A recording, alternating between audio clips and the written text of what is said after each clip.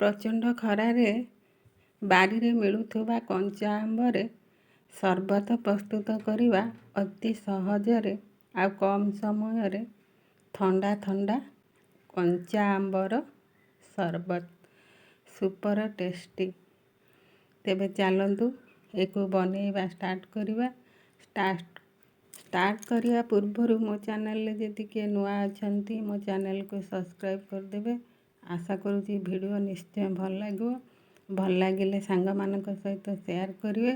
ଭିଡ଼ିଓକୁ ସମ୍ପୂର୍ଣ୍ଣ ଦେଖନ୍ତୁ। ନିଶ୍ଚୟ ଏ କଞ୍ଚା ଆମ୍ବର ସର୍ବତ ପ୍ରସ୍ତୁତ କରି ଘରେ ସମସ୍ତେ ପିଅନ୍ତୁ।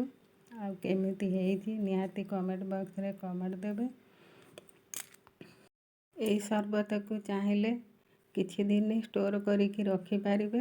ଘରକୁ ଯଦି ଗେଷ୍ଟ ଆସୁଛନ୍ତି 1 ମିନିଟରେ ପ୍ରସ୍ତୁତ କରିକି ଥଣ୍ଡା ଥଣ୍ଡା ସର୍ବତ ଆପଣମାନଙ୍କ ଗେଷ୍ଟମାନଙ୍କୁ ଦେଇପାରିବା।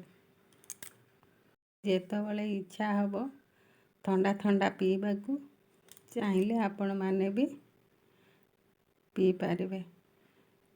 ତେବେ ଚାଲନ୍ତୁ ଏକୁ ବନେଇବା ବହୁତ ସହଜ। ଏକୁ ବନେଇବା ଷ୍ଟାର୍ଟ କରିବା। କଞ୍ଚା ଆମ୍ବର ସର୍ବତ ବନେଇବା ପାଇଁ ଆମକୁ କଞ୍ଚା ଆମ୍ବ ଫ୍ରେଶ୍ ଆମ୍ବ ଦରକାର। ମୁଁ 2ଟା କଞ୍ଚା ଆମ୍ବ ନେଇଯାଇଥିଲି। ତାକୁ ଧୋଇକି ଚୋପା ଛଡ଼େଇକି ରେଡ଼ି କରିକି ରଖିଛି।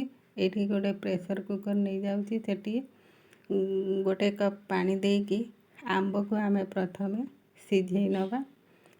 1ରୁ 2ଟା ସିଟି ଦେଇକି ଏଇଠି ଦେଖନ୍ତୁ ମୋର ଆମ୍ବ ସିଝି ଯାଇଛି। ଆଉ ଏବେ ମୁଁ କ'ଣ କରିବି ନା ଏଇ ଚାମଚ ଥଣ୍ଡା ହେବାକୁ ଛାଡ଼ିବା। ଥଣ୍ଡା ହେଲା ପରେ ଏ ଚାମଚ ସାହାଯ୍ୟରେ ଆପଣମାନେ ସବୁ ଆମ୍ବକୁ ବାହାର କରିନେବା। ଆଉ ମୁଁ ଗୋଟେ ଜାଗାକୁ ବାହାର କରିଦେଇଛି। ଏବେ ଏ ଗ୍ରାଇଣ୍ଡର ଜାରକୁ ଦେଇଦେଉଛି। ଆଉ ଯେଉଁ ପାଣି ବଳିଛି ସେ ପାଣିକୁ ଆମେ ଫୋପାଡ଼ିବାନି। ସେ ପାଣିକୁ ଦେଇକି ଆମେ ଗ୍ରାଇଣ୍ଡିଙ୍ଗ କରିବା। ମୁଁ ଏଠି କିଛି ପାଣି ଦେଇଦେଲି। ଆଉ କିଛି ପାଣି ପରେ ବ୍ୟବହାର କରିବା। ଆମ୍ବ ଦେଇ ସାରିଲା ପରେ ମୁଁ ଏଠି ଖଣ୍ଡେ ଅଦା ଆଉ 1 ମୁଠାର ପୋଦିନା ପତ୍ର ଦେଇଦେଉଛି। ଏବେ ତାକୁ କଭର ଲଗେଇକି ଗ୍ରାଇଣ୍ଡିଙ୍ଗ କରିନେବା।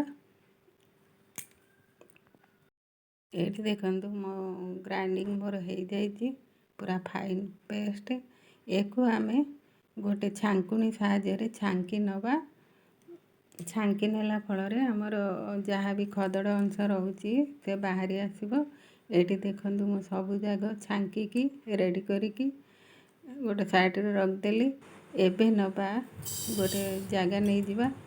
ସେଥିରେ ମୋର ଯେହେତୁ ଏଇଟା 400 ଗ୍ରାମର ଆମ୍ବ ହେବ ମୁଁ ଏଠି ଚିନି ବି 300 ଗ୍ରାମ ଭଳିଆ ନେଇଯାଇଛି। ଆଉ ଚିନିକୁ ମେଲ୍ଟ ହେବା ପାଇଁ ଟିକେ ପାଣି ଦେଇଦେବା। ଆଉ ତାକୁ ଫୁଟିବାକୁ ଛାଡ଼ିବା। ଚିନି ଫୁଟି ସାରିଲା ପରେ ମେଲ୍ଟ ହେଇସାରିଲା ପରେ ମୁଁ ଏଇ ଯେଉଁ ଆମ୍ବ ପିଉରିକୁ ରଖିଥିଲି ତାକୁ ବି ଦେଇଦେଉଛି। ଆଉ ଦେଇଦେଲା ପରେ କଣ୍ଟିନ୍ୟୁସ୍ ଘାଣ୍ଟିବେ। ଆଉ ମୁଁ ଏଠି ସାଧା ଲୁଣ ଦେଇଦେଲି। ଆଉ ଦେଲା ପରେ ଏମିତି ସବୁବେଳେ ଘାଣ୍ଟିବେ। ଫୁଟିଗଲା ପରେ ଯେଉଁ ଫେଣ ବାହାରୁଛି ସେ ଫେଣକୁ ମୁଁ ବାହାର କରିଦେଇଛି। ଫେଣଟା ବାହାର କରିଦେଲେ ଭଲ ଦେହ ପାଇଁ। ଆଉ ଦେଖନ୍ତୁ ଏଇଟା ଆମ୍ବ ପୁରା ଫୁଟିକି ରେଡ଼ି ହେଇଗଲାଣି। ଏଇଠି ଗୋଟେ ତାର ଆସିବା ପର୍ଯ୍ୟନ୍ତ ଭଲ କି ଫୁଟେଇବେ ଅଠାଳିଆ ହେବା ପର୍ଯ୍ୟନ୍ତ। ଏଇଠି ମୋର ଅଠାଳିଆ ହେଇଯାଇଛି। ମୁଁ ଏଥିରେ ଟିକେ ଗ୍ରୀନ୍ କଲର୍ ଦେଇଦେଉଛି ଫୁଡ୍ କଲର୍। ଆଉ ଦେଇକି ତାକୁ ଘାଣ୍ଟି ଦେବା। ବହୁତ ବଢ଼ିଆ ବାସ୍ନା ଆସୁଛି। ଏକୁ ବନେଇକି ନ ପିଇଲେ ଆପଣମାନେ ତା'ର ଟେଷ୍ଟ ଜାଣିପାରିବେନି।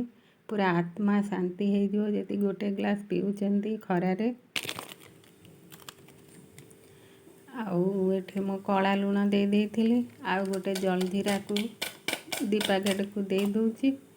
ଆଉ ଦେଇଦେଲା ପରେ ତାକୁ ଆମର ରେଡ଼ି ହେଇଗଲାଣି। ଏବେ ଗ୍ୟାସକୁ ବନ୍ଦ କରିବା। ଆଉ ଏକୁ ଥଣ୍ଡା ହେବାକୁ ଛାଡ଼ିବା।